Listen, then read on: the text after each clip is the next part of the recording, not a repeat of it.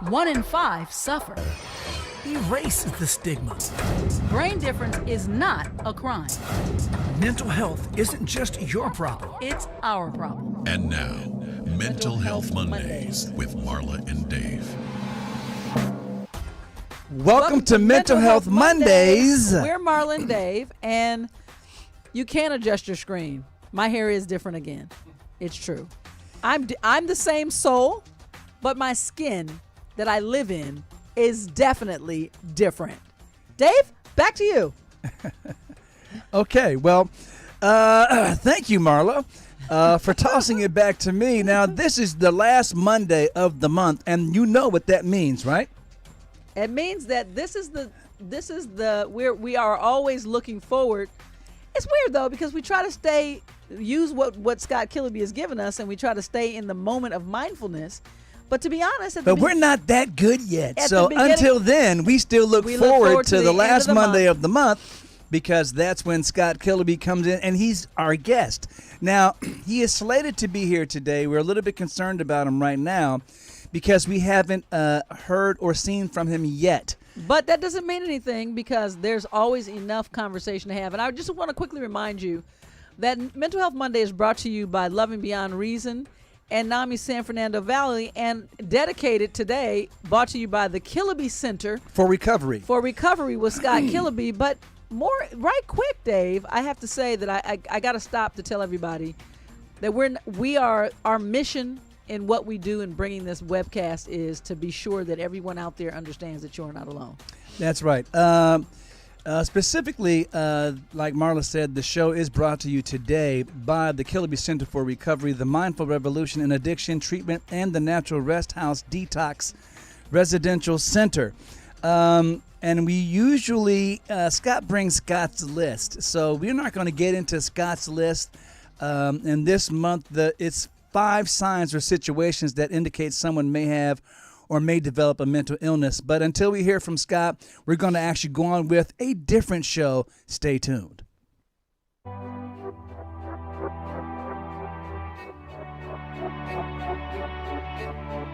Help someone who is struggling by supporting the National Alliance on Mental Illness and be a part of the NAMI effect. Hope starts with you.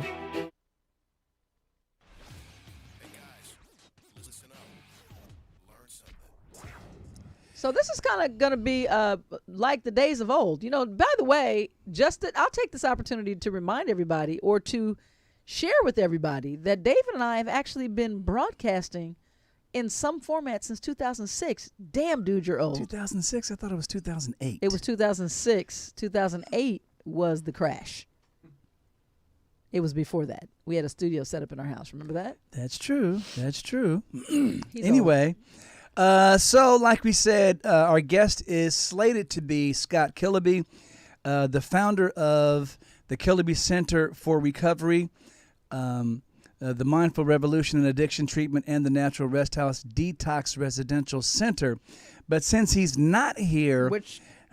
Positive thoughts and prayers, because this Scott is very dependable. So we're concerned.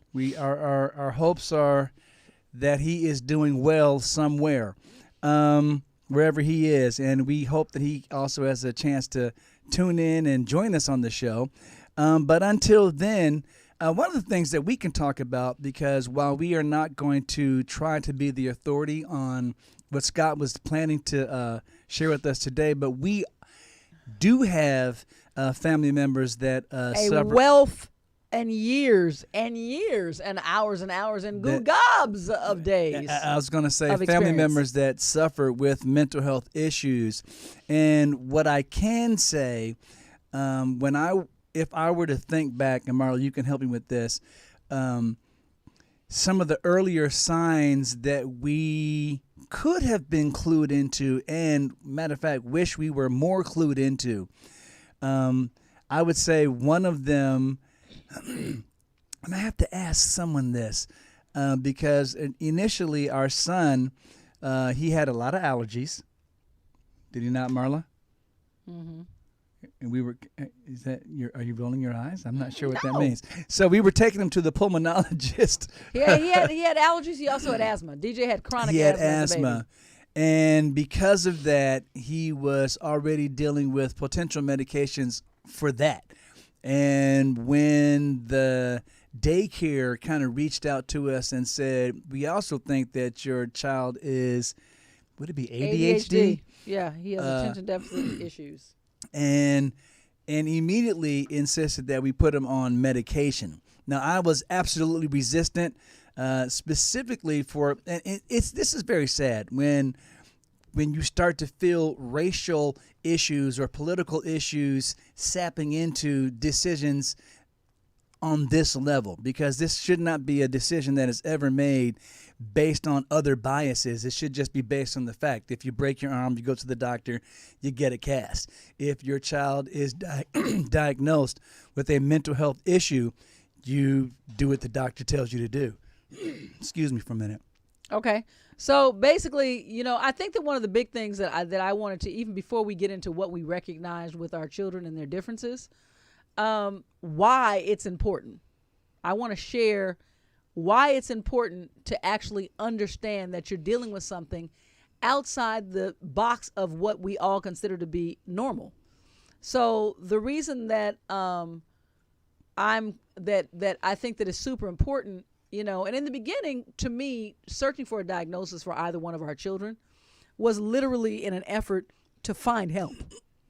The diagnosis for me was to address a lane or an avenue to be able to actually begin to treat them, because I think that, and forgive me, something's on my lip, but we're having a problem today. But anyway, the reason I think that it's super important, it was, at least for me, I'm gonna turn this show into an expose of our personal experience. But as a mom who was home day in and day out, and understanding that there were things that were so different that didn't seem to fix, I felt like that finally getting a diagnosis was as important as, I call it, opening the can of worms. So the blessing is few parents even get an understanding. And then once you understand the contents of the problem, which would be, oh, shoot, I got this lid open, it's a can of worms. What do we do with these worms? Now that you got worms going everywhere, you don't really understand. So it's not to label your loved ones. It's to be able to address an actual treatment. How do you treat something that you don't know exists? There's help to be had in therapies, in medications, all kinds of enlightened things we can do if we know what we're doing. So the one thing for me to, or if we know what we're dealing with, right? If the one thing for me to share with parents, it's not to put a board, a label, slap a label on your kids or your parenting, or period. It's not any of that. But I do think that it's a responsibility on some level, because here's the trick. The trick is, when your child goes through their stages and cycles of life, there's psychological implications, period, for all of us. So yeah, when you get this hormone flux as a preteen going into a teenager, you start liking boys or girls or whatever it is that you wake up to different things, and those chemical changes cause different kinds of reactions. And so including rebellion, including being obstinate, and I brought this up on our way here. And so there's a certain behavioral pattern. I was witnessing for a commercial segment that we have for the Kiloby Center. I will say this: we DJ, our son, had one set of issues. Now, mental illness is such a broad stroke. What ends up happening is because we have two children that are affected, the signs could be different, and we're going to get more into the details of the signs when we come back from this next break. Don't move. You need some water?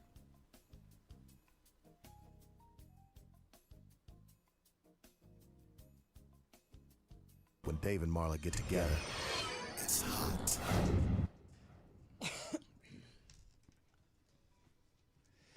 All right. So, the Kiloby Center for Recovery is the first primarily mindfulness-based addiction, depression, and anxiety treatment center in the United States. The non-12-step approach is based on founder Scott Kiloby's book, The Natural Rest for Addiction. The Kiloby Center is located in the beautiful community of Palm Springs, California, and provides 24-hour care for individuals seeking addiction treatment with step-down programs to help clients integrate back into their daily lives. As a recipient of the Joint Commission's Gold Seal of Approval for Behavioral Health Care Accreditation, the Kiloby Center for Recovery is proud to display this symbol of quality that reflects the organization's commitment to providing safe and effective care. Over 84% of clients reported complete relief from symptoms of trauma. 95.7% of clients reported complete relief from anxiety. Over 87% of the Kiloby Center Recovery's clients reported complete relief from depression, and 100%, which is always amazing to me, of clients who presented with suicidal thoughts when they first came to the Kiloby Center for Recovery left with no suicidal thoughts at all. Needless to say, the Kiloby Center for Recovery's mindfulness-based methods are effective. If you or someone that you love suffers from addiction, depression, anxiety, or dual diagnosis, OCD, or general unhappiness in life, please do us a favor, do them a favor. Contact the Kiloby Center for Recovery today by calling 866-545-6295 or visit the website kilobycenter.com today.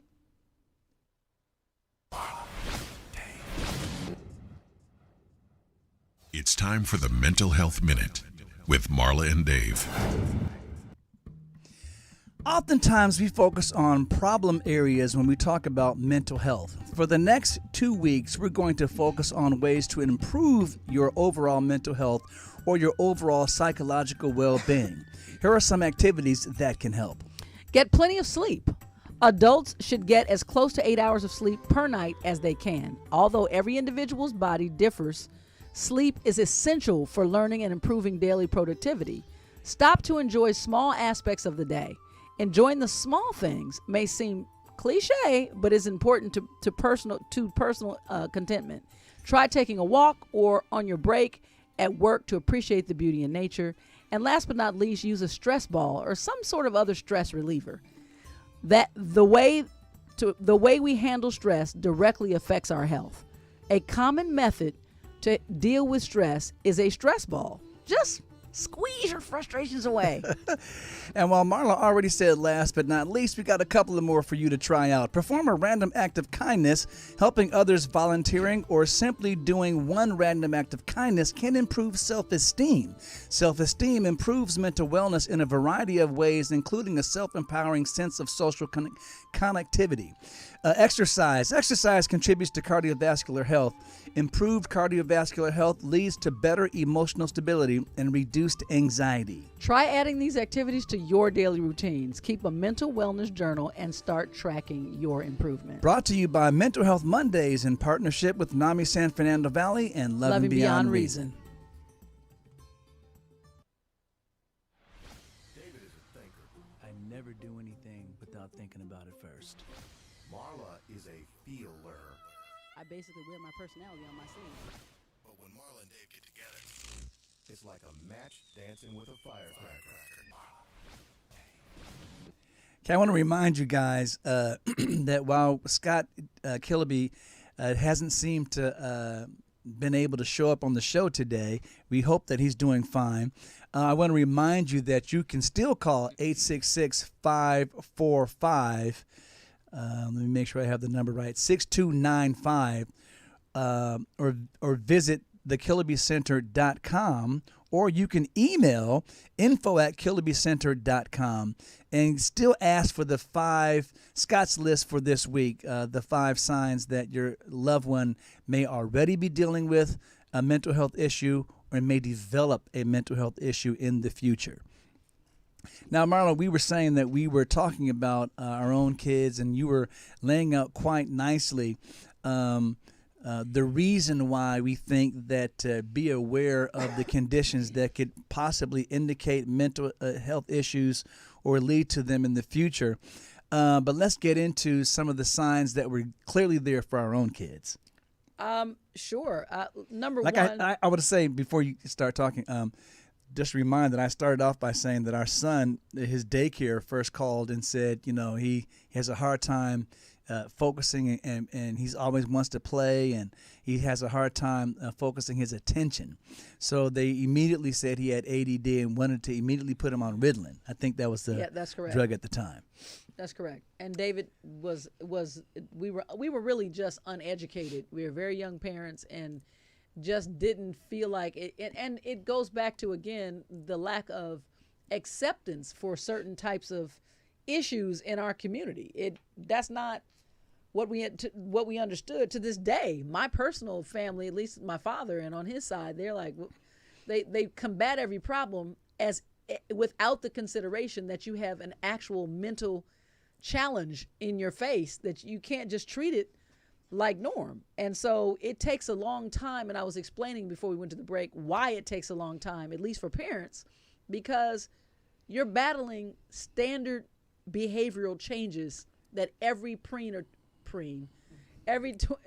preteen goes through. Tween. You can call them preens. Call them preens.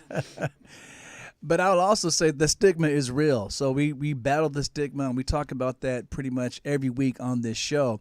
And our job, we're warriors to try to erase that stigma. But the stigma is real. And so I come from a family who mental health, they're professionals in the field of mental health. And I was still told that, what my son needed was a closer relationship with Jesus.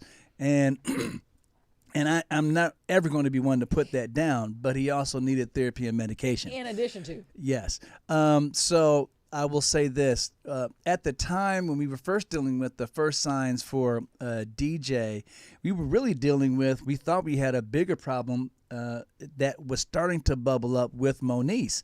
And it was Marla's mom who said, I'm noticing something. And I think those of you who are familiar with the show know that Marla's mom is also a mental health professional. She was the chief of nurses at the VA hospital, and her background is psychiatric nursing. Yes. And so she said, well, I'm noticing something and you guys should take it seriously. And to our credit, at the time, what Moniece was dealing with was so relatively new that there weren't that many people who specialized in this particular condition. And so we had to search around, first of all, and immediately we started taking her to therapy as soon as we were told that we should probably do something about.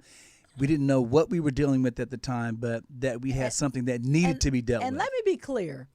When you're a parent, also this falls in this topic of recognition and diagnosis. As you can tell, we're very open to not label, but to share DJ's diagnosis as DJ is made aware of his own diagnosis. Good point. We're very reluctant to share the diagnosis for Moniece formally that we were told by actual doctors, because she doesn't receive it as that. And the goal of all diagnoses is to be able to actually affect change and get positively. them to take ownership of their issues. And so we'll talk a little bit more about that when we come back from this break. Don't move.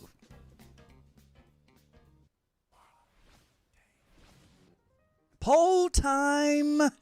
Marla, you know what that means. Okay.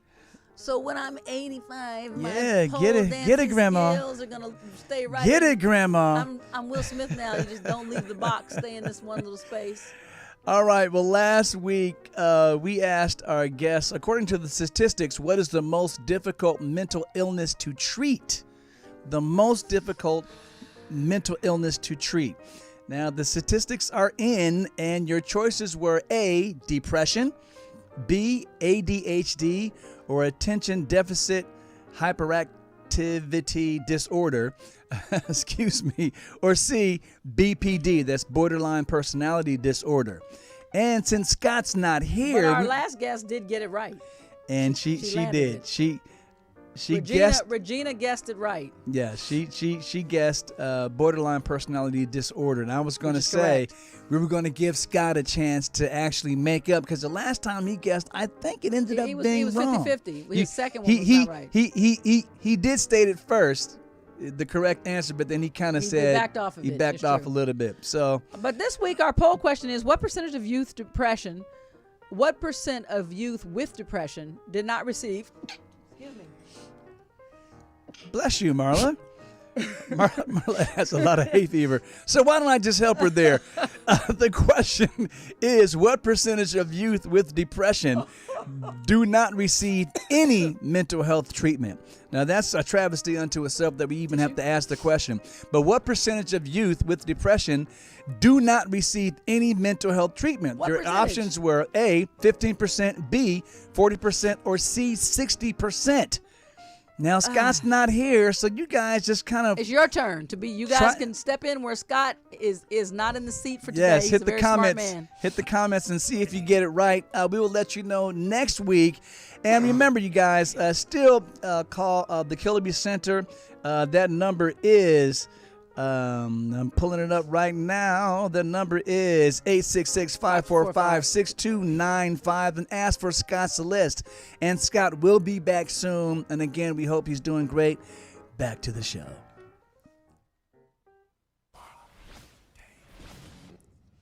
Okay.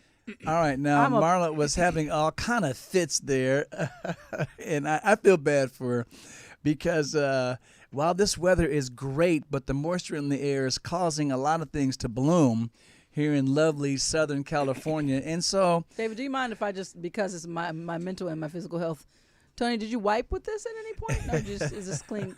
Okay. I'm just instead of making saying thank you, anyway. sure. Thank you, Tony. But Marla was actually highlighting the reason why it seems like we talk more about DJ's mental health issues than with our older daughter Monice's issues, and she was dead on. The goal of any diagnosis is not to label somebody Or out them. or make them feel bad. It's to say this is what you're dealing with, and let's get to a solution. And you know what I think about?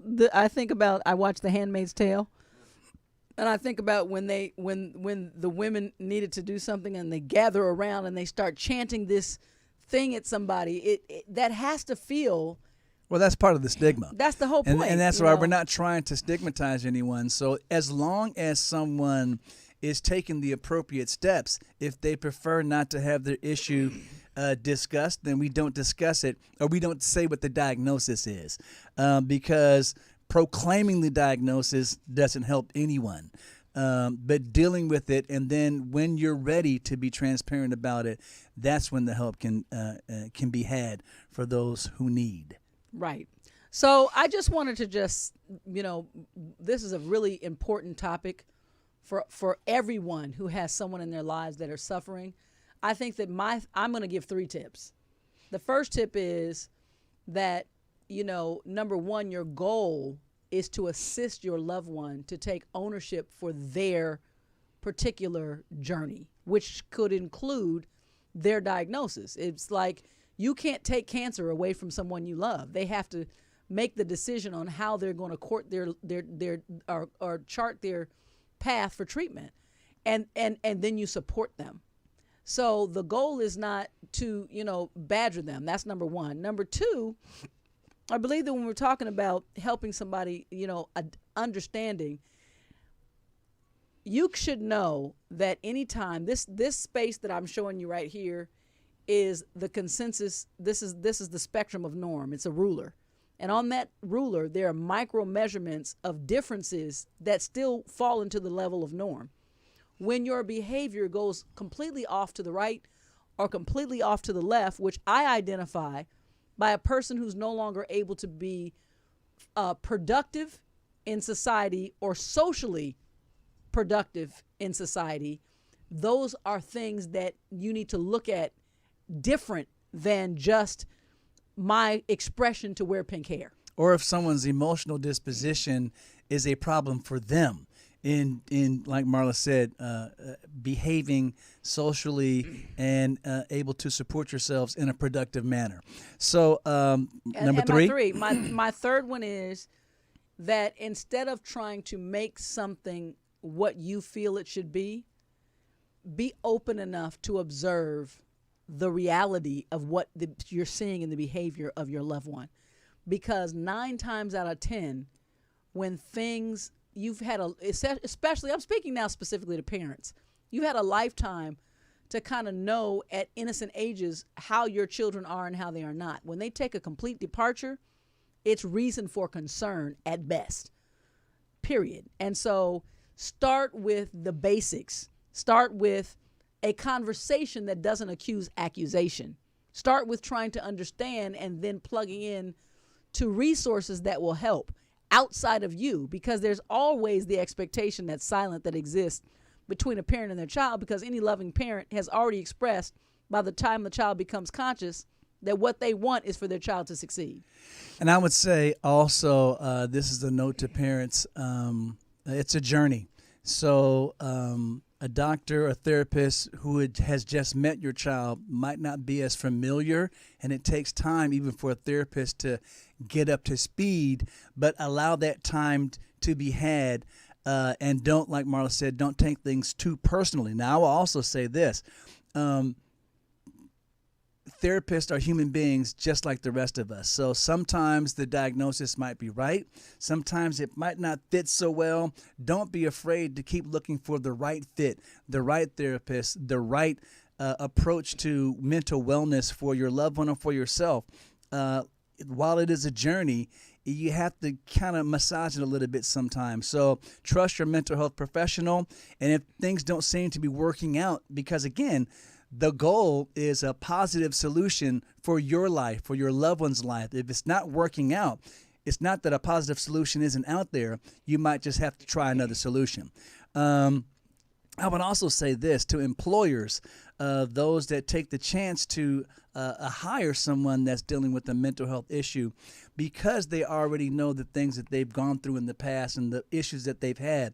The sheer gratitude that they would have for you hiring them would make a very loyal employee. So I would not hesitate to hire someone who's capable of doing something just because they have a mental health issue that they've shared with you.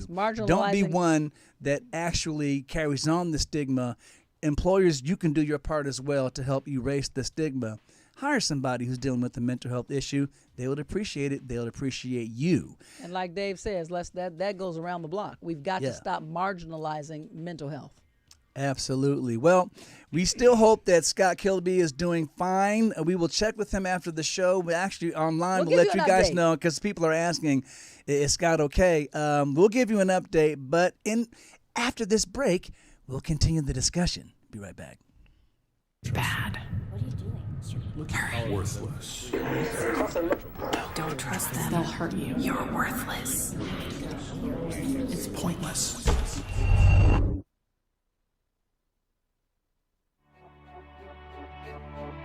When the pain of schizophrenia meets hope, everything can change. Help someone who is struggling by supporting the National Alliance on Mental Illness and be a part of the NAMI effect. Hope starts with you. Bad. What are you doing? You're Worthless. Don't. It's raw, real, and unfiltered. Like I said, we are going to continue the discussion. It doesn't mean it's right. But the real bottom line is we've dealt with some of the early signs and some of the things that parents can do, some of the things that employers can do. But even a friend and associates, if you see certain things that doesn't seem right, instead of just talking about somebody behind their back or whispering around the office or even to your other friends, you can actually go up to them and suggest, like this show, Mental Health Mondays, is a partnership with NAMI San Fernando Valley and Loving Beyond Reason. Both are mental health organizations that have helped to share. You can point them in either one of those directions, but always point someone in a positive direction so that they can get the help that at the time you think that they need. Well, Marla, you okay there? Bless you. This has been Mental Health Monday and Hay Fever Marla, all in the same studio. I'm not sure what's going on. I don't know if it's the smoke in the air. I don't know if Dave has been blowing incense smoke possibly in my face at night. The bottom line is we really do hope always that, I always say that mental health is a conversation worth hearing and worth having. There's a lot of things that we have. Oh, coming up. Oh, I want to be sure to encourage everybody. Log on to NAMI California. David and I are keynote speakers coming up for the NAMI California convention. It'll be virtual. That's right. I you believe can- that's October the 12th? 12th? The conference is the 12th through the 15th, so I believe we're going to be opening up on the 12th. So check that out. Register. We'd love for you to join us there. Our guest next week is Trusty Scribe. He's an artist. His artwork is amazing. We can't wait for you guys to check that out. But until next time, we're Marla and Dave. Remember, your overall health includes your mental health. See you next week. Bye.